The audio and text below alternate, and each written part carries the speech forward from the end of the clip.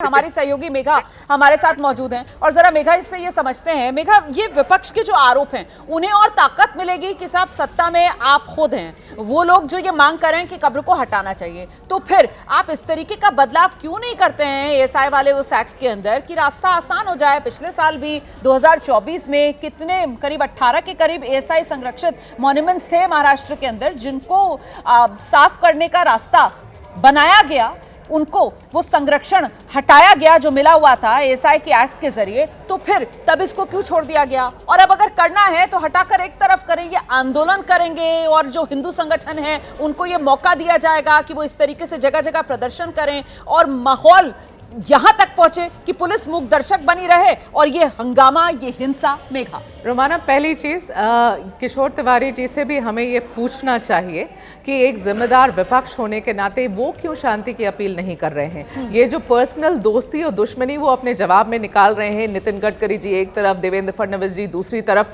वो खूब समझ में आ रहा है कि वो क्या बोलने की कोशिश कर रहे हैं। विपक्ष को भी अपना काम नहीं करना है, उन्हें भी इस पूरे आग में घी डालने की काम करनी है। अब सुबह संजय राउत उठकर ये सारी बातें क्यों कह रहे हैं भैया? वो क्या शांति की अपील कर रहे हैं या वो ये सिचुएशन को शांत करने की कोशिश कर रहे हैं? वो क्या कर रहे हैं? वो सुबह उठकर उस पूरे जो सिचुएशन है उसमें और ऐड कर रहे हैं ये कह के कि हिंदुओं के पीछे लग गई है ये सरकार। हाँ। अब ये भी गैर जिम्मेदाराना ही बयान है। जैसे हम सरकार को घेरे में ला रहे हैं उतना ही रोल विपक्ष का भी होता है, किसी भी डेमोक्रेसी में उतनी ही जिम्मेदारी विपक्ष की भी होती है। चलिए किशोर तिवारी जी को किनारे करते हैं, मैं आपको जो फैक्ट्स है वो सामने रखती हूँ। रुमाना, पहली बात, ये जो सारा घटना हुई कि सांकेतिक तरीके से आप कब्र लेकर आए औरंगजेब की, उसके ऊपर हरा कपड़ा था, उस वक्त जो कोशिश की गई थी उसे जलाने की तुरंत, और ये बात फैक्ट है कि पुलिस ने तुरंत इसको रोका, उस चीज को खींचा, वो जल भी नहीं सकी, सिचुएशन को कंट्रोल किया।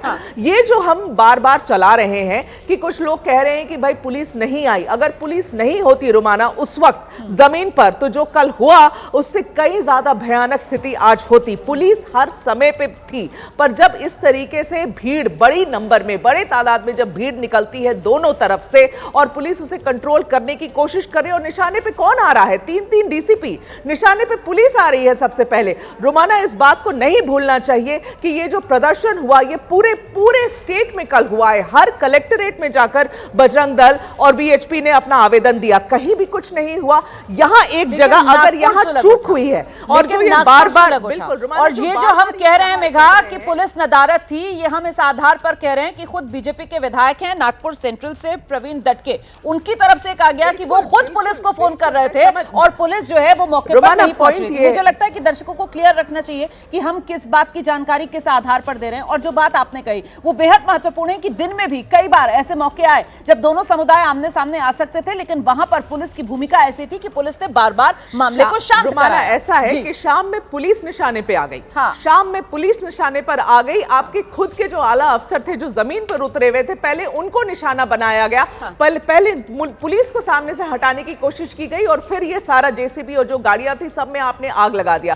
तो पुलिस इसके लिए प्रिपेयर्ड थी नहीं कि निशाने पर वो आएंगे, वो तो सिचुएशन कंट्रोल करने के लिए वहां खड़े थे। तो यही बड़ा सवाल है और इसी को लेकर प्रदीप भंडारी का रुख करेंगे। प्रदीप, पुलिस प्रिपेयर्ड ही नहीं थी, मतलब पुलिस को ऐसा लग रहा था कि दिन में जो 3 घटनाएं हुई हैं जहां पर पुलिस ने सकारात्मक भूमिका निभाई है, मामला पुलिस ने सुलझा दिया, लेकिन ऐसा हुआ नहीं। तो कुल मिलाकर ये इंटेलिजेंस फेलियर, ये पुलिस स्थिति का आकलन नहीं कर पाई और मौके पर जितनी पुलिस बल होना चाहिए था उतना पुलिस बल नहीं था। तो कुल मिलाकर अभी बहुत से सवाल हैं जिनके जवाब जांच के बाद आएंगे सामने प्रदीप, और तस्वीर साफ हो पाएगी कि आखिरकार हिंसा की वजह क्या रही।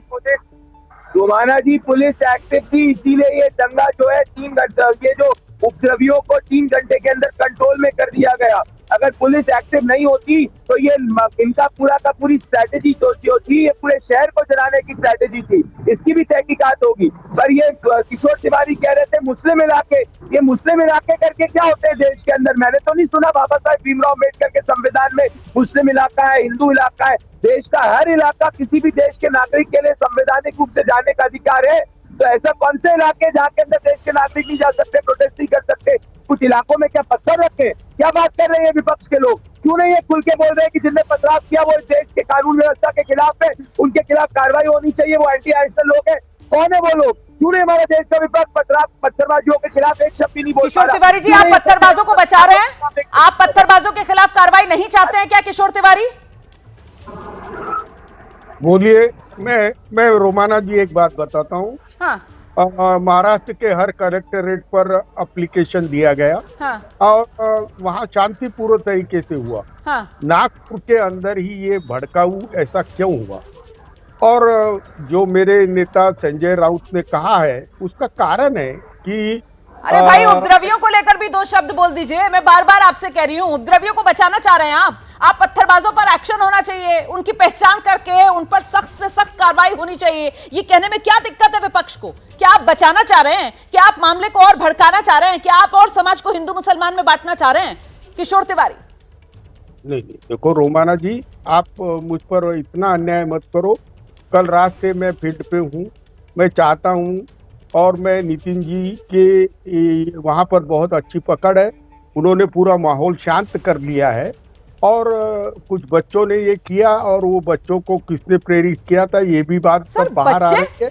सर ये उपद्रवी बच्चे, आप इनको बच्चे कह रहे हैं? सर क्रिमिनल्स हैं सर, ये क्रिमिनल्स हैं जिन्होंने लोगों की गाड़ियों, लोगों की दुकानों, लोगों के घरों पर हमले किए, लोगों के घरों के अंदर घुसकर सर, एक वहां पर दुकान थी डॉक्टर की, वहां पर छोटा सा मंदिर बना रखा था, उन्होंने अंदर तक घुस गए, उस मंदिर में भी तोड़फोड़ की है। सर इस तरीके का बचाव तो मत कीजिए सर, जिसको सुनकर दर्शकों को भी लगे कि कितना बाइस्ड है इस देश का विपक्ष। सर ऐसे बयान मत दीजिए सर। समय मेरे पास इतना ही है, नहीं तो मैं कुछ और सवाल आपसे जरूर पूछती। अभी बहुत शुक्रिया सभी मेहमानों का हमारे साथ जुड़ने के लिए और हमारे सहयोगियों का हमारे साथ जुड़ने के लिए।